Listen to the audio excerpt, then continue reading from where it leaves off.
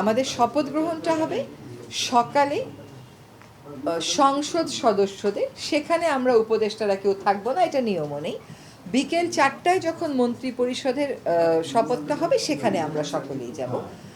আজকে আসলে ক্যাবিনেট যে মিটিংটা হলো, এটা হচ্ছে নির্বাচনের উপরে আমাদের রিফ্লেকশনটা কি, আমাদের কার কার কাছে নির্বাচন বিষয়ে কি কি ধরনের প্রতিক্রিয়া এসছে, সাধারণ মানুষ খুশি কিনা, রাজনৈতিক দলগুলোর প্রতিক্রিয়া কি, বিদেশি যারা আছেন আমাদের বন্ধু তাদের কি কি প্রতিক্রিয়া, অবজারভাররা কি বলেছেন, এই সমস্ত নিয়ে যার যার রিফ্লেকশন করলাম। আজকে একটা গুরুত্বপূর্ণ হলো যে আমরা একটা নারীর সহিংসতার শিকার হওয়ার অভিযোগটা শুনেছি, সেই নারীর সাথে আজকে আমরা ওয়েব ক্যামেরার মাধ্যমে সংযুক্ত হয়েছি এবং তাকে আমরা আশ্বস্ত করেছি যে তার যে অভিযোগ, সেই অভিযোগের প্রেক্ষিতে সরকার সর্বোচ্চ চেষ্টা করবে তাকে সুবিচার দিতে।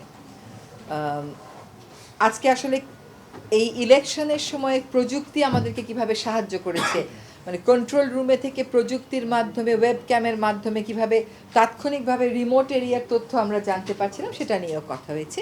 আর আমরা যে নির্বাচনে কতগুলো নতুন এলিমেন্ট যুক্ত করেছি, তার মধ্যে একটা হচ্ছে প্রবাসী ভোট, আরেকটা হচ্ছে যারা সরকারি চাকরিজীবীরা ইলেকশন ডিউটি থাকেন তারা যে ভোট দিতে পেরেছেন, এইগুলো বিষয়ে আলোচনা হয়েছে।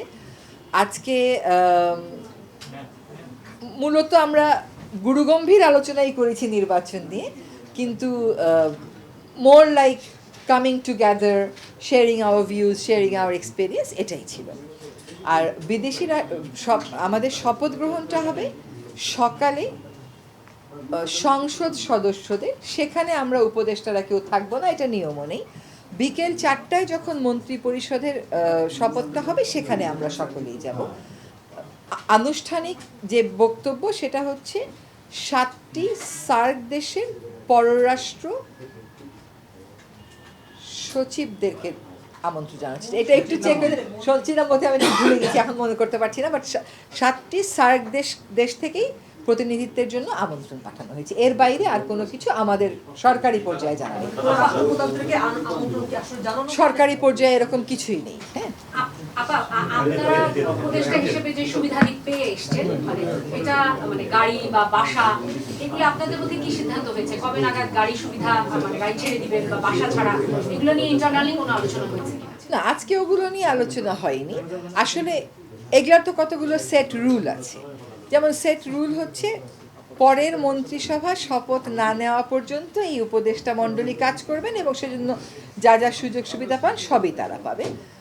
তবে এক একজনের বাস্তবতা একটু ভিন্ন হওয়ার কারণে আমরা যেরকম অনেকে সরকারি বাসাতে উঠিনি, যারা উঠেছে তাদের মধ্যে তারা 1 মাস পর্যন্ত ওই বাসা রাখতে এন্টাইটেল, দ্যাটস দ্য রুল।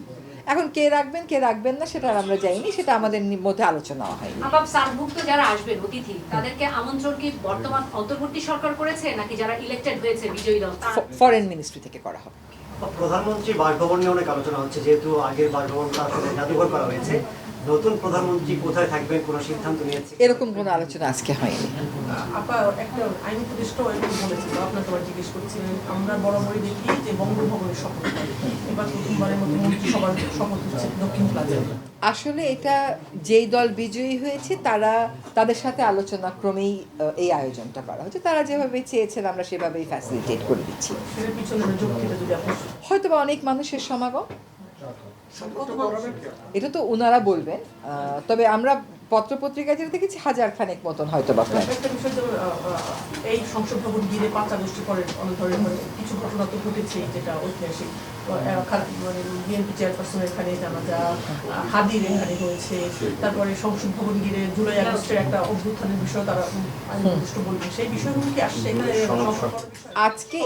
আজকে এগুলো আমরা আলোচনা করিনি। তবে রাজনৈতিক দল কেন এটা চাচ্ছে সেটা যদি আইন উপদেষ্টা বলে থাকে, হয়তো উনিই যোগাযোগ করেছেন, উনি আমার চেয়ে ভালো জানবেন।